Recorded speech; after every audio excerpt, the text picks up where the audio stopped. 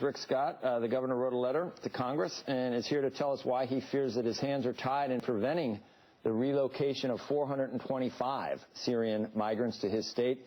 He joins us now from Tallahassee. So the way I understand it, Governor, since it's federally funded, you can't really say no because of federal funding. So you've written a letter to leaders in Congress and the House and the Senate? Absolutely. First off, your heart goes out to the 129 families that were impacted by the murders in Paris and all the individuals that were injured. My daughter's father-in-law and family all live in Paris, and we were scared to death when it happened to them. The president's got to stop. He's got to stop and think. We don't have enough information. We do know that one of the terrorists poses a Syrian refugee. Why wouldn't we slow down? Let's get all the information and then make a decision. We don't have the right to decide this on our own. The federal government makes the decision whether they're going to allow these in our state, 425 refugees into our state. So I sent a letter to Majority Leader McConnell and Speaker Ryan and said, don't allow any federal funds to be used to relocate any Syrian refugees to Florida. Let's slow down. Let's take our time. Let's find out what happened in Paris. Let's find out how good our security is. Let's find out our vetting versus the French vetting. Let's see what happened before we rush into allowing 10,000 more Syrians into our country.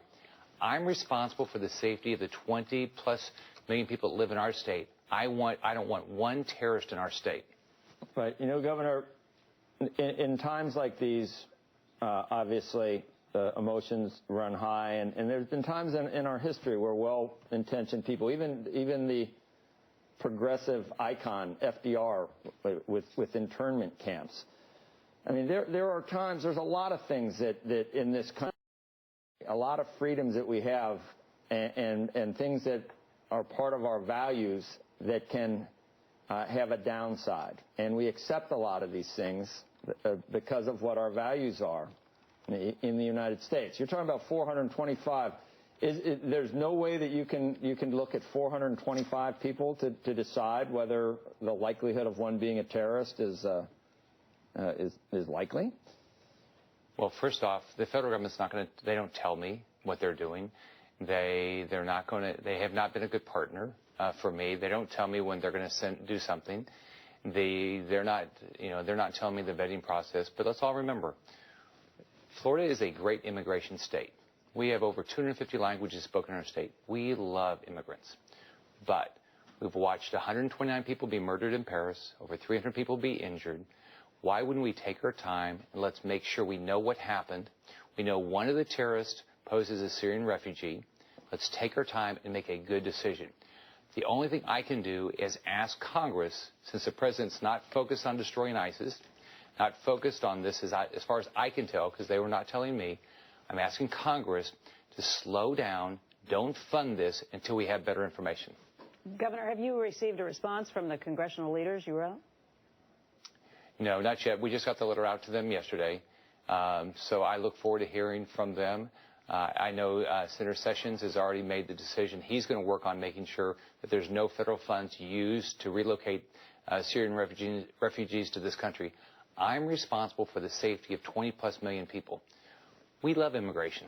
We have so many agreements in our state, so many languages spoken, but we don't want one terrorist in our state. Right. I mean, slow down. So, Governor, I know you're saying slow down. What would be a satisfactory response? Meaning, what would you need to hear in terms of the vetting process, in terms of how it would all work, to your satisfaction, to which you'd say, okay, we can take in these refugees?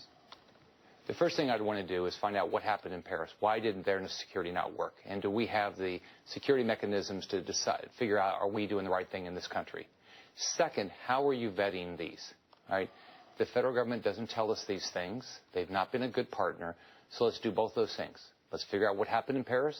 Let's make sure all Americans understand the vetting process so we don't allow one terrorist to come into our country. I don't want terrorism in my state. I'm sure no governor wants terrorism in their state. And at the same time, we love immigration. Hey, Governor, what are you hearing from your constituents? Have you heard anything from people that live in Florida on this issue? Absolutely. I've gotten a lot of phone calls from people that are saying they're concerned about safety. They're concerned about what happened. I mean, first off, a lot of them are concerned about all the families that have impacted. We've all traveled. So many of us have traveled to Paris. My daughter has relatives there. You're scared to death what happened to them, and your heart goes out to them. But then the next thing you think about is, what about my family? Are we safe? What is our government doing? First off, the president's got to get focused on destroying ISIS. We have to destroy ISIS. It's the most important thing we can do right now. I think his job as commander-in-chief. He's got to destroy ISIS. Remember, they beheaded one of our citizens, Stephen Sotloff, from Miami. And we're not destroying ISIS right now. We need to do it. Governor, there's some people that, obviously, there's Christians that are being persecuted and that are at risk, that are, as the president actually rightfully noted, that are trying to escape the terrorism that you're talking about. So this is, obviously this is someone else's problem. It's like not putting a nuclear site in your backyard, not in Florida. Somebody else has got to do that. Where do you suggest these people go in the meantime?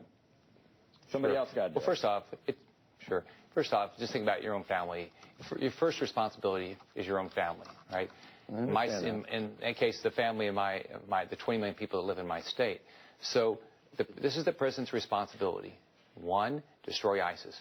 2, show us what he's doing to vet these Syrian refugees. We love immigration in our state, but tell us what's going on. They've not been a good partner of telling us what they're doing. And this is something that is completely under their control. I have no ability to stop this on my own. It's funded by the federal government. Okay. Governor, can we ask you about the economy while we have you here? What are you seeing in Florida right now? How are tax returns? We're doing really well. And by the way, Maggie, thank you for all the jobs in Florida. I hope you move more here. I know. We actually just put more in Florida. So, Governor, we're continuing to put more people in your state. Thank you. We've added 941,000 jobs in 4 years and 9 months. We're adding around 20,000 jobs a month. Tourism's at record levels. Construction's doing really well. We've had so many manufacturing companies move here. The aerospace and aviation industry is doing really well.